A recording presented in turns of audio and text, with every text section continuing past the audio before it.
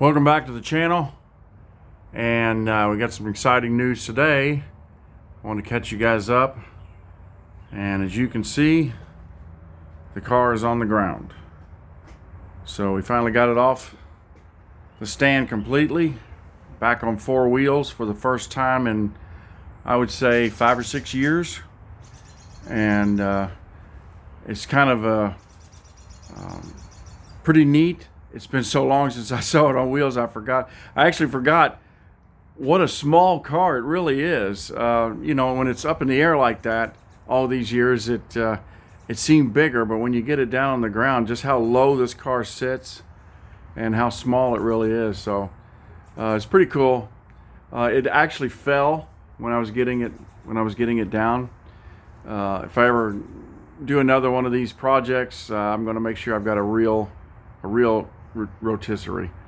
But it didn't hurt anything. It only fell about a foot when I was getting the rear wheels down, so it was not a big thing. But it did give me a good shock. It startled me. As you can see, the car's not aligned.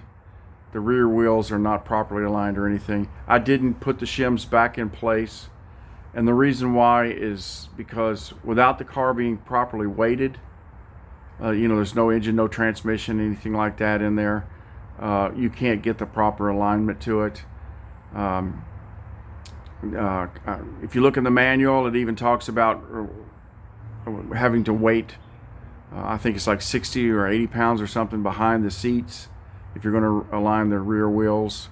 Same with the front. I put the tie rod ends in place and got them reasonably close, but I didn't try to actually get the alignment right. And what I've decided to do, and I actually talked to the shop, is once the car is you know, completed, I'm going to take it up, probably the last step, and have it professionally aligned. And I think that's the best course. So I didn't see any reason for me to fight with it to try to put those shims in and everything and all that, when it was just going to have to be done anyway, taken apart and redone properly anyway. So that's the course with that. The other thing that we've been working on, if you remember, was the tailgate, the rear piece, and got that put back together. Took it all down to bare metal, both sides, and cleaned all that out. That's all rust proofing on the inside. I used the bed liner on the inside here, on the inside of the panels, to keep that from rusting again. I got it in epoxy right now. This bolt had to be replaced. It had completely broken off. The others, I had to use a dye on them and clean them up. They were in really rough shape, the threads were. So I had to run a dye up and down them several times, and now they're good. I put that back together. I put the panel back together using the panel epoxy, as well as bolts, as you can see along the top there. I use bolts and nuts to go along the top, and steel rivets along the bottom. And the reason I did it is, you know, this is a structural part. The engine mount is there, so you're going to get a lot of vibration. I didn't want to take it. I didn't want to rely just on that epoxy. And so anyway, that's in good shape. The front of the panel, let's see if I can turn this around for you while I hold the camera,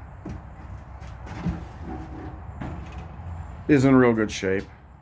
You can probably, if you look closely, you can see there are a few little dings. I think there's one over here, right in this area here, that'll have to be filled. But for the most part, it's in good shape.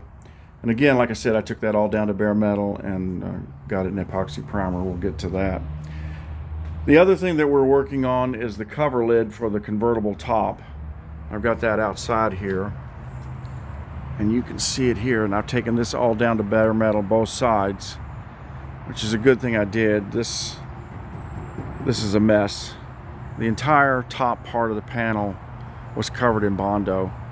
He's got there's a dent over here, and the same way on this side there's a dent over here, and then in the middle it seems like there was some sort of bad accident. These cars typically with this panel, the damage is someone will try to sit on it and it'll punch it in. They're not made to support any weight.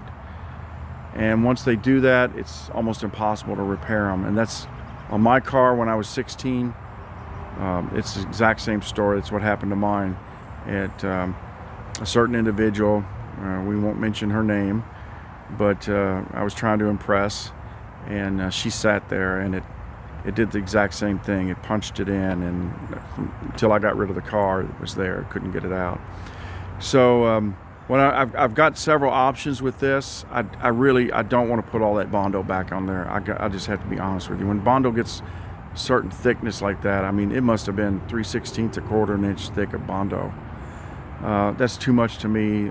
You know, you're going to get cracking issues and things down the line. I just don't want to do that. So Midwest Bayless has replacement panels that are in good shape, that they don't have this type of damage, but they're just really expensive, especially when you add shipping. So I don't really want to do that unless I have to. So what I'm thinking is I'm just going to cut this area out completely. And it looks like he worked it, maybe with a stud welder, and tried to pop it, but it didn't work. But not well enough to keep from using all that Bondo. But anyway, yeah, I think I'm just going to try to cut that panel out. I've got the sheet metal, and see if I can make a decent repair. And if it doesn't turn out, I'm not in any worse shape, to be honest. You know, I'll just have to give up and go ahead and buy another one. But hopefully that'll work, and we'll be able to fix this one. So that's where we are right now. The next step after we get these things done will probably be working on the hood, the trunk lid and everything, because all that's got to be stripped. I think that's everything I wanted to show you. Yeah, that's pretty much it. Car being down is pretty cool. Feels good. Anyway, thanks for watching. If you have any comments, maybe you've run into the same problem with that deck lid, and what did you do, or what's your experience tell you? But stay tuned, and I'll keep you up to date. Thanks for watching.